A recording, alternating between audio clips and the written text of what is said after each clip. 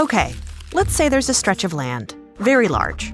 So large, in fact, that it would take you months to sail around it or travel across it. But there's one spot in the middle that's smaller than all the rest. A spot where it would be just so convenient to just sail over to the other side. What would you do? Time's up. The answer? Start digging.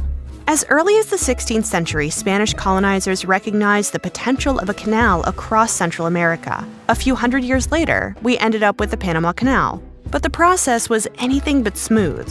The Panama Canal is a lock-type canal that connects the Atlantic and Pacific Oceans through the narrow Isthmus of Panama. It's currently owned and operated by the Republic of Panama. That may seem obvious now, but several different imperial forces once vied for control of the canal. In 1850, Britain and the U.S. proposed the Clayton-Bulwer Treaty, an agreement to build and control a joint canal in Panama in order to ship goods quickly and cheaply between the Atlantic and Pacific Oceans. But work on the canal never began. In 1882, France made it one step further with an actual canal-building attempt, led by the builder of the Suez Canal in Egypt.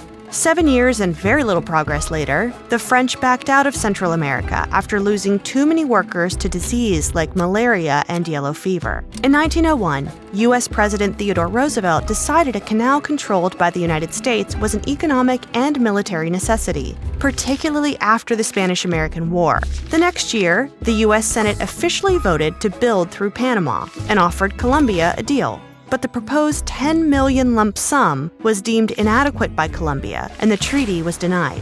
Roosevelt pivoted, turning against Colombia and sending U.S. troops to assist the people of Panama in their battle for independence. On November 3, 1903, Panama declared its independence, and Roosevelt got his canal.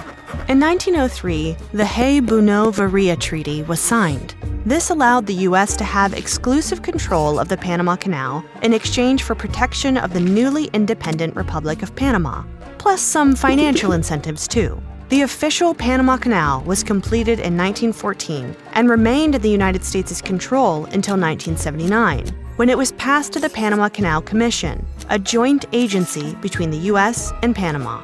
On December 31, 1999, complete control passed to Panama, marking a new era of that country's independence. A bit more complicated than just using a bucket and a shovel, huh?